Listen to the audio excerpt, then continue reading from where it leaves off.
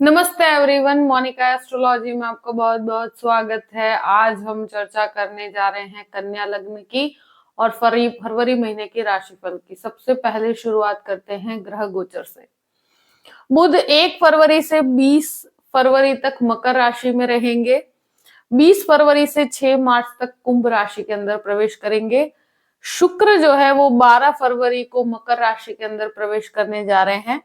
सूर्य 13 फरवरी को कुंभ राशि में प्रवेश करेंगे और मंगल जो है वो 15 फरवरी को मकर राशि में प्रवेश करेंगे। सबसे पहले शुरुआत करते हैं आपके लग्न से। कन्या लग्न और लग्न का स्वामी बनता है बुध, और बुध आपके एक तरह से कहा जाए कि 20 दिन तक आपके पंचम भाव में है और केतु लग्न के अंदर स्थित है। यहाँ पर मंगल बुध के साथ एक तरह से शुक्र का भी कंजंक्शन होगा 12 तारीख के बाद। तो ये महीना स्पेशली कहा जाए, अगर कोई बड़े डिसीजंस लेने हैं, कोई बड़े कार्य के अंदर आप जुड़ना चाहते हैं या कोई प्रेजेंटेशन के पॉइंट ऑफ व्यू से देखा जाए, तो लग्नेश पंचम भाव में जाना एक बहुत ही अच्छी अवस्था होती है और डिसीजन मेकिंग के लिए एक अच्छा समय है। स्टूडेंट्स के लिए एक अच्छा समय है।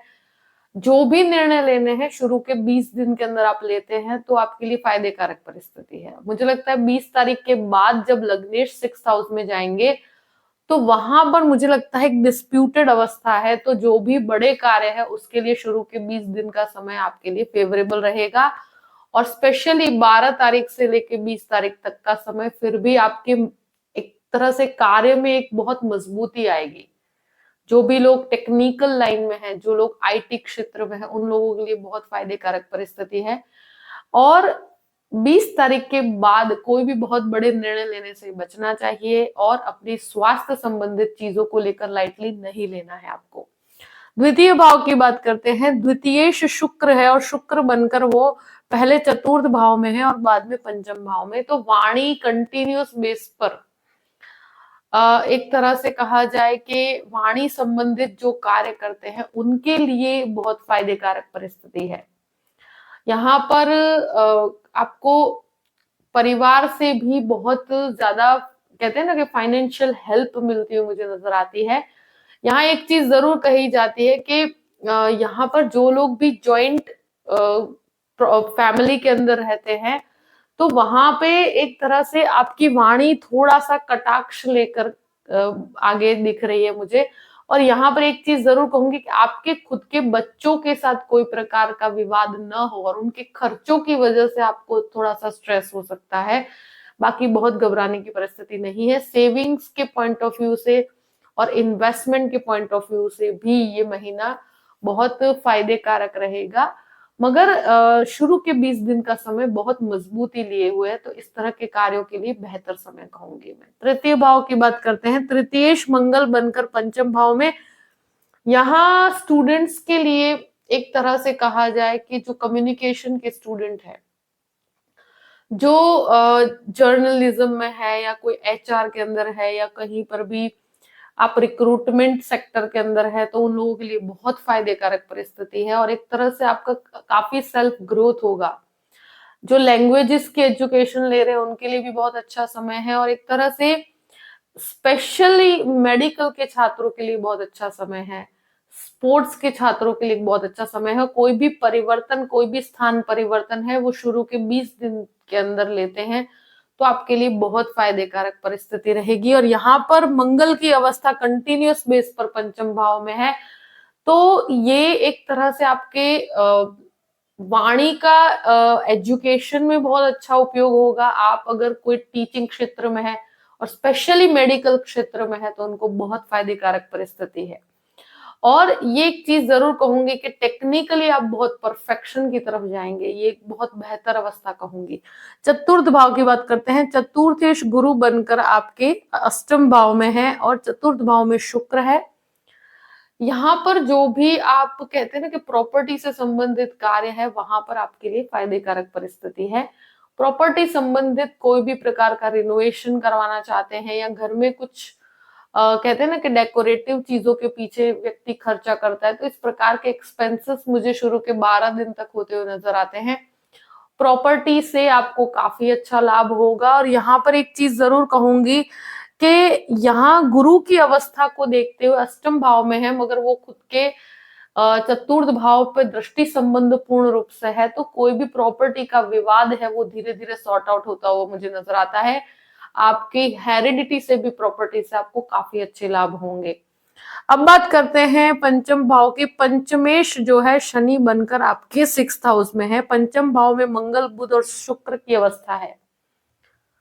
यहाँ पर जो भी इंजीनियरिंग के छात्र हैं, जो मेडिकल के छात्र हैं, और स्पेशली कोई भी प्रकार का कहा जाए कि जो टेक्निकल चीजों के साथ जुड़े हुए हैं, मैकेनिकल इंजीनियरिंग के छात्र हैं, उन लोगों के लिए ये समय एक्स्ट्रा ऑर्डिनरी है।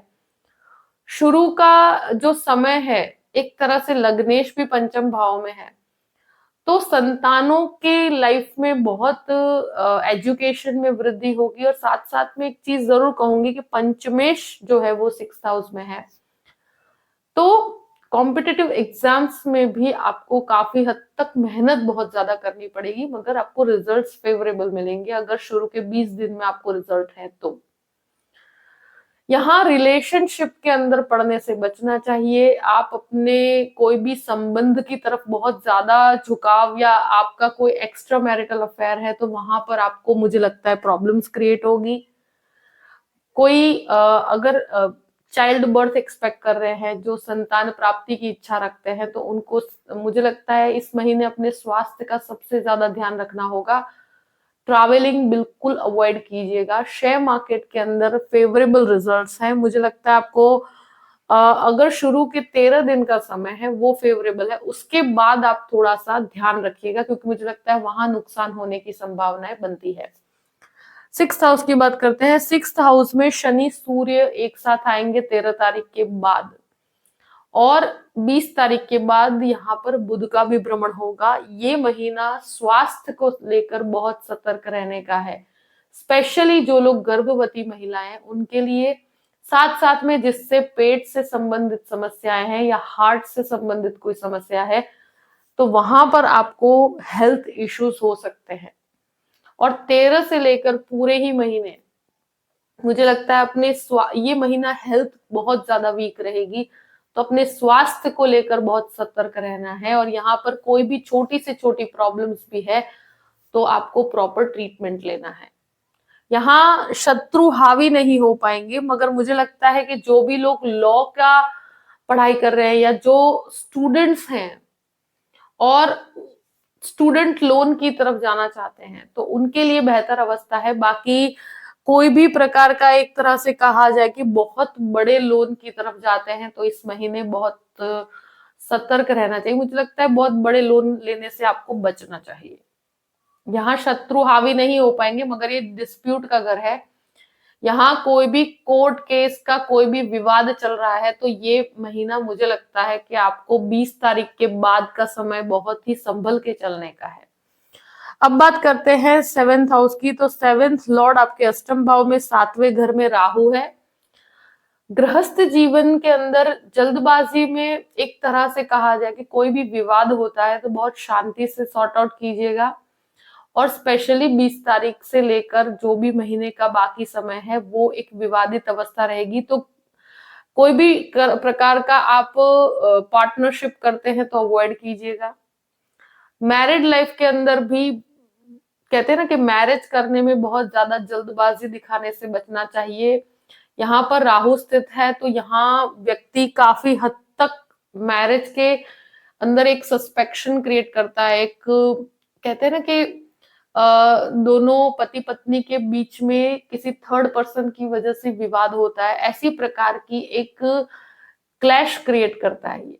तो ईगो क्लैश में आपको पड़ने से बचना चाहिए, और यहाँ पर मुझे लगता है चीजों को सॉर्ट आउट करना होगा। और यहाँ इवन कोई भी रिलेशनशिप है अगर आपका, तो वहां पर भी मैरिड लाइफ, मैरिज की तरफ जाने में आपको थोड़ा सा अभी भी इस रिलेशन को समय देने की जरूरत है। और जो लोग ऑलरेडी मैरिड भी हैं और जो ऑलरेडी पार्टनरशिप में भी हैं, उन लोगों को भी यहाँ पर एक दूसरे के साथ कोई भी प्रकार के ईगो क्लैश में नहीं पड़ना चाहिए। 8th हाउस की बात करते हैं। 8th लॉर्ड मंगल बनकर आपके पंचम भाव में है। 8th हाउस में गुरु स्थित है। तो ये एक कहते हैं ना कि हिडन रिलेशनशिप डेवलप करवाता है।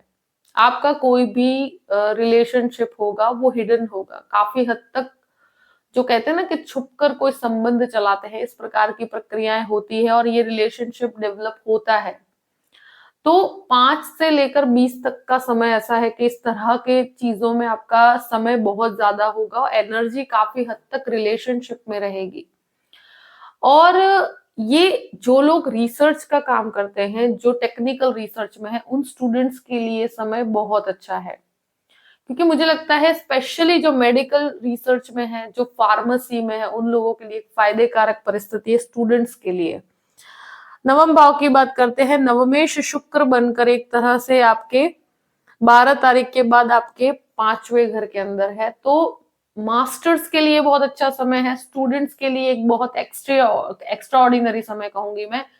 जो मेडिकल के और इंजीनियरिंग के छात्र हैं, दोनों के लिए बहुत अच्छी अवस्था है। और 12 तारीख के बाद जो लोग लॉ के एजुकेशन में, उनके लिए बहुत अच्छा है।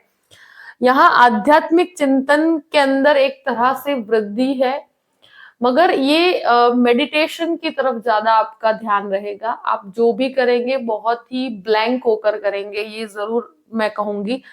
दशम भाव की बात करते हैं, दशमेश जो बुध है वो एक तरह से पंचम भाव में, फिर छठे घर में है। अगर कोई भी जॉब में बदलाव, कोई जॉब में परिवर्तन है, जॉब लेस है, तो भी शुरू के 20 दिन का समय आपके लिए फायदे कारक है। उसके बाद जो भी जॉब होगा वो कॉम्प्रोमाइजिंग होगा, कंफर्ट जोन नहीं मिलेगा। कोई भी सुपीरियर्स के विवाद में 20 से लेकर पूरे ही महीने की अवस्था ऐसी है कि कोई भी प्रकार के सुपीरियर्स के विवाद में पड़ने से आपको बचना चाहिए। और स्पेशली 20 से लेकर पूरा ही महीना स्वास्थ्य संबंधित चीजों के लिए भी सतर्क रहने का है, और सुपीरियर्स के साथ भी आपको संबंध में कहीं पर भी विवाद में नहीं पड़ना है। और 11th हाउस की बात करते हैं, तो 11th हाउस पे मंगल का एक तरह से नीचस्थ दृष्टि संबंध है।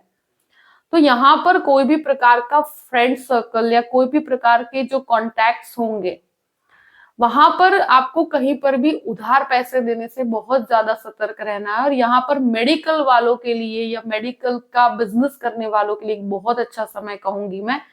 मगर यहाँ आपके जो भी लाभ है उसमें ग्रेजुअल वृद्धि नहीं होगी। ये समय ऐसा है कि शुरू के 20 दिन तक आपको वो ग्रोथ दिखेगा, उसके बाद आपको बहुत संयम से कार्य करना होगा। 12th हाउस की बात करते हैं, 12th लॉर्ड जो है सूर्य बनकर पंचम भाव में और बाद में छठे घर के अंदर है। तो 12वें घर का स्वामी, व्यय का स्वामी आपके डिस्प्यूट के घर में है। तो कोई भी कोर्ट कचहरी के विवाद में अगर पड़ते हैं तो 13 तारीख के बाद कोर्ट कचहरी के विवाद में आपको प्रॉब्लम्स हो सकती है, और बहुत ज्यादा फेवरेबल कंडीशन नहीं कहूंगी मैं।